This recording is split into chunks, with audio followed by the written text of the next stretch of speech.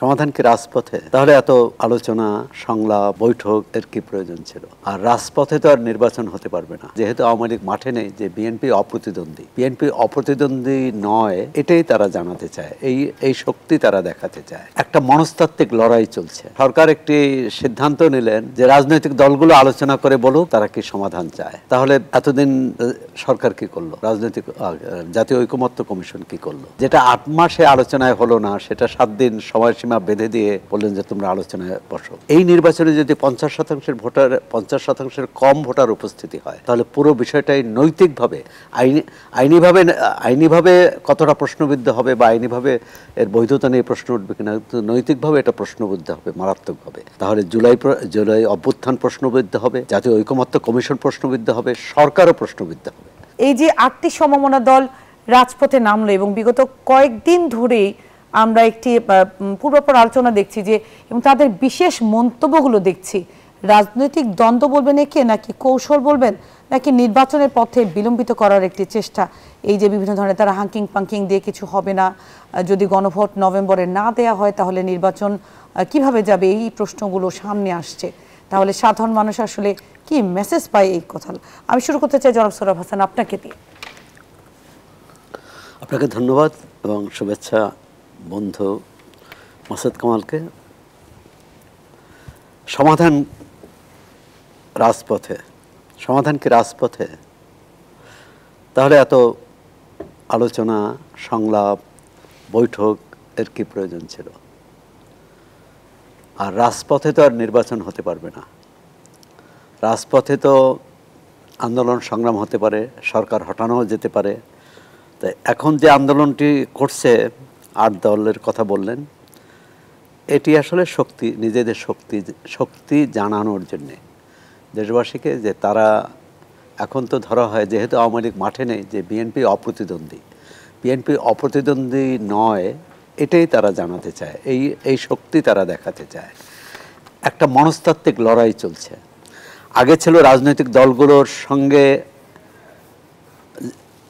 ঐকমত্য কমিশন অথবা সরকারের সঙ্গে, এখন মনস্তাত্ত্বিক লড়াই 3টি, এই রাজনৈতিক দলগুলো, পারস্পরিক এবং সরকার। দেখুন, সরকার একটি সিদ্ধান্ত নিলেন যে রাজনৈতিক দলগুলো আলোচনা করে বলুক তারা কি সমাধান চায়। তাহলে এতদিন সরকার কি করলো? জাতীয় ঐকমত্য কমিশন কি করলো? সরকারই যদি, রাজনৈতিক দলগুলো নিজেরা বসে যদি করবে, যেটা 8 মাসে আলোচনায় হলো না, সেটা 7 দিন সময়সীমা বেঁধে দিয়ে বললেন যে তোমরা আলোচনায় বসো। দ্বিতীয় কথা হচ্ছে, আলোচনাটা উদ্যোগ কে নেবে? সরকারই তো আলোচনা উদ্যোগ নিয়েছিল যে কিভাবে সমাধান করা যায়। তা সরকার এখন না পেরে বলতেছে, তাহলে তো একটা, মানে অনেক নেতাই বলেছেন এই সরকারকে, তাহলে সরকার তার পথ দেখুক, রাজনৈতিক দলগুলো তাদের পথ দেখবে।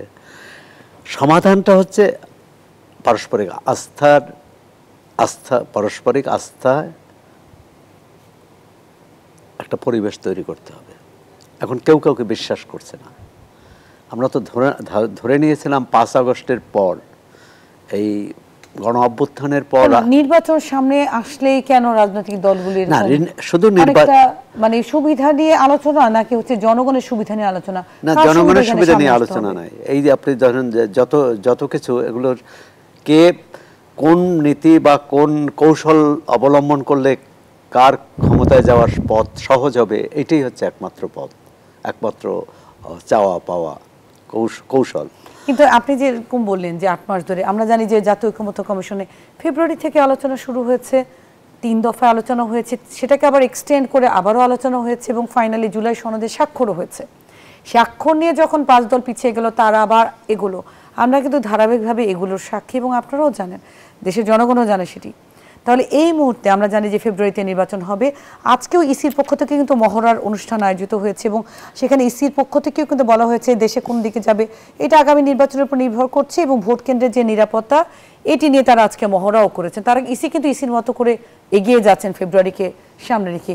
তাহলে আলোচনাটির পথ সুগম হলো না কেন, অথবা কি করণীয় যে রাজনৈতিক দ্বন্দ্ব এড়ানোর জন্য? সরকারের পক্ষ থেকে কিন্তু একটা সমাধানের ইঙ্গিত দেওয়া হয়েছে যে রাজনৈতিক দলগুলো যদি একমত না হতে পারে, সরকার সিদ্ধান্ত জানিয়ে দেবে।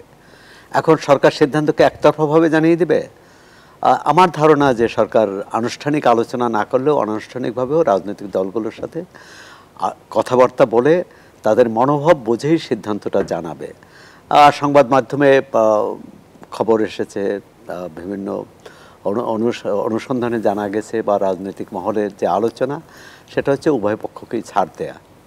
বিএনপি কিছুটা ছাড় দেবে, জামাত ইসলামী কিছুটা ছাড় দেবে, এবং এনসিপি মোটামুটি গণভোটের ব্যাপারে কিন্তু তারা বলেছে যে তাদের না, গণভোটে তারা অনড় অবস্থানে নয়, যে নির্বাচনের দিনও হতে পারে, নির্বাচনের আগেও হতে পারে। কিন্তু গণভোট যে হবে এটা নিয়ে সব দলই তো একমত। এখন শুধু সময়টা নিয়ে যে মতপার্থক্য, শুধু সময়টা নিয়ে না, এর মধ্যে নির্বাচনের দিন গণভোট হলে এক ধরনের ফলাফল, নির্বাচনের আগে হলে এক ধরনের ফলাফল।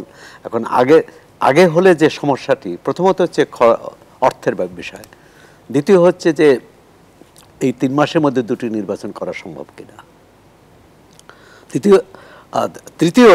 তৃতীয় প্রশ্ন হচ্ছে যদি জাতীয় সংসদ নির্বাচন না, প্রতিদ্বন্দ্বী এখানে কোনো প্রার্থী থাকছে না যে তার ভোটারদের নিয়ে আসবে, সমর্থকদের, এই নির্বাচনে যদি 50% ভোটার, 50%-এর কম ভোটার উপস্থিতি হয়, তাহলে পুরো বিষয়টাই নৈতিকভাবে আইনিভাবে কতটা প্রশ্নবিদ্ধ হবে বা আইনিভাবে এর বৈধতা নিয়ে প্রশ্ন উঠবে কিনা, নৈতিকভাবে এটা প্রশ্নবিদ্ধ হবে মারাত্মকভাবে। তাহলে জুলাই অভ্যুত্থান প্রশ্নবিদ্ধ হবে, জাতীয় ঐকমত্য কমিশন প্রশ্নবিদ্ধ হবে, সরকারও প্রশ্নবিদ্ধ হবে।